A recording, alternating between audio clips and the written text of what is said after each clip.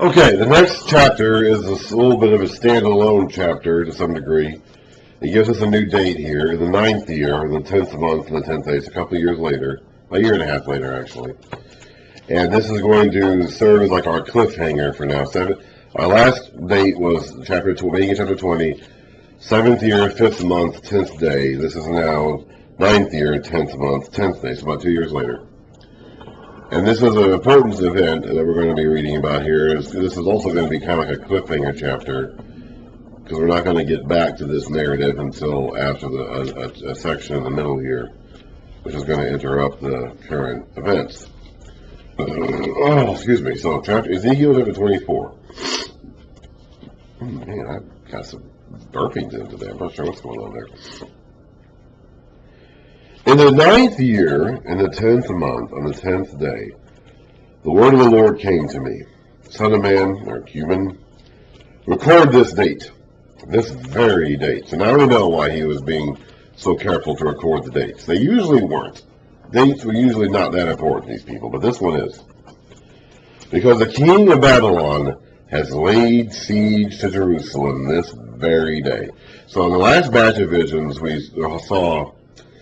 heard that Nebuchadnezzar is going to set forth, and he's going to go down the road. He's going to have a decision to make, to go to Ammon and take out Ammon, or Judah and take out Judah. He's going to end up going to Jerusalem and take out Judah. And now it's happened. He has begun his siege this very day.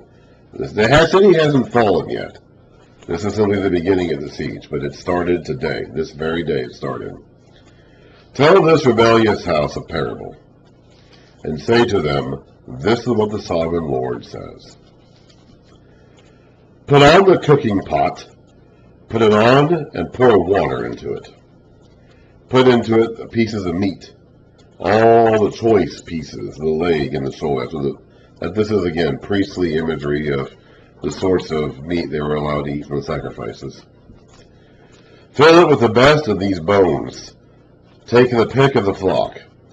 Pile wood beneath it for the bones. Bring it to a boil and cook the bones in it. For this is what the sovereign Lord says. Woe to the city of bloodshed, to the pot now encrusted, whose deposit will not go away. Empty it piece by piece without casting lots for them. For the blood she shed is in her midst. She poured it on the bare rock. She did not pour it on the ground, where the dust would cover it. Remember when they offered the sacrifice, when they killed the animal, they were supposed to actually pour the blood of the animal out on the ground. There was something significant about the act of returning the life of the animal, which was the blood, to the ground from which it came, because everything came from the ground. And they were supposed to do that. Even in Genesis 4, when Cain kills Abel and hides him, God says that Abel's blood calls out to him, God, from the ground. She did not pour it on the ground where the dust would cover it.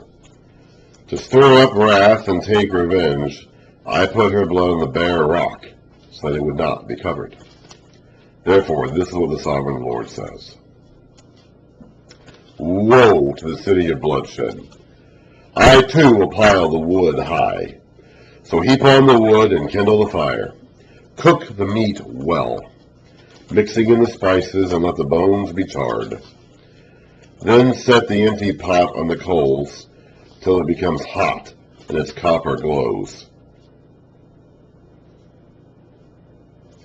so that its impurities may be melted and its deposit burned away. It has frustrated all efforts. Its heavy deposit has not been removed, not even by fire. Now your impurity is lewdness. Because I tried to cleanse you, but you would not be cleansed from your impurity. You will not be clean again until my wrath against you has subsided. So fire can be both a cleansing and a destroying agent. He wanted to purify them. Now he has to destroy them in order to accomplish that goal, because they wouldn't be purified before. I, the Lord, have spoken. The time has come for me to act. I will not hold back. I will not have pity, nor will I relent. You will be judged according to your conduct and your actions, declares the sovereign Lord. The word of the Lord came to me. Son of man, with one blow I am about to take away from you the delight of your eyes. Yet do not lament or weep or shed any tears. Groan quietly. Do not mourn for the dead. Keep your turban fastened and your sandals on your feet. Do not cover the lower part of your face or eat the customary food of mourners. So I spoke to the people in the morning, and in the evening my wife died. The next morning, I don't know how, okay? God put her to death somehow. Whether he did it by plague or by accident or just whatever, I don't know. It doesn't say that. She was in the light of Ezekiel's eyes, and she's dead. God decided she needed to die in order to make a point to Ezekiel and the people. The next morning, I did as I had been commanded.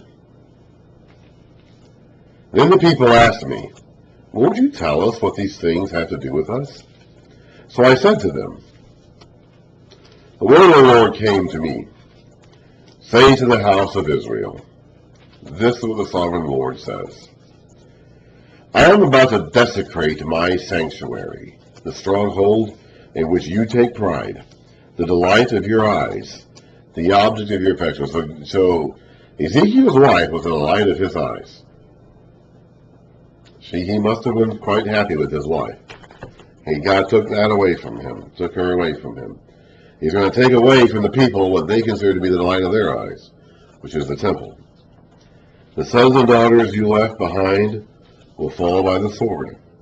And you will do as I have done. You will not cover the lower part of your face, or eat the customary food of mourners. You will keep your turbans on your heads and your sandals on your feet. You will not mourn or weep, but will waste away because of your sins, and groan amongst yourselves. Ezekiel will be assigned to you. You will do just as he has done. When this happens, you will know that I am the sovereign Lord. This is actually very similar to what we read about in Leviticus, when Nadab and Abihu died, and their father Aaron was told not to scrunch up his face for them. We're over here. Leviticus 10. They go in, they offer incense. Leviticus 10. Actually, let's go ahead and start with the beginning of the chapter. This is in the midst of the first day of their worship services. They had literally just started their sacrificial system this day, like literally right now. This is the inauguration ceremony. And Aaron's sons, Nadab and Abihu, took their censers. This is Leviticus 10, verse 1. Put fire in them and added incense. And they offered unauthorized fire before the Lord, or strange fire, fire that wasn't supposed to be offered, contrary to his command. So fire came out from the presence of the Lord and consumed them, and they died before the Lord. Moses then said to Aaron, "This is what the Lord spoke of when he said, 'Among those who approach me, I will show myself holy. In the sight of all the people I will be honored.'" Aaron remained silent. A couple of verses later, Moses says to Aaron and his remaining sons, Eleazar and Ithamar, "Do not let your hair become unkempt, and do not tear your clothes, or you will die, and the Lord will be angry with the whole community. But your relatives, all the house of Israel, may mourn for those the Lord has destroyed by fire." So they could not mourn. Now the rest of the people could, but they could not mourn because they have to be seen as being in agreement with God that his righteousness, his holiness was going to be. Okay, let me try it again. He was going to be made holy. What Moses said here is that in the sight of all people I will be honored. Among those who approach me I will show myself holy. If Moses and his sons, his remaining sons, had mourned visibly and publicly at the Nadab and Abihu's deaths, they would be saying that they would be demonstrating that Nadab and Abihu, they would be demonstrating that they didn't agree with God's judgment, that they had to die for their violations of his command. Here, Ezekiel has to show the people that they are going to have, when the city falls, they are going to be in agreement with God that it needed to happen. They are not going to be able to mourn and express bereavement or dismay over what's happening, because they need to agree with God that it needed to happen. And Ezekiel is a visible sign to the people in this regards by acting this way after the death of his own wife, who clearly he did see as the delight of his eyes, something that he cherished. And he could not act as though he was upset about that, because he had to demonstrate to the people that when their delight is taken away, they're going to have to agree with God that it needed to be done.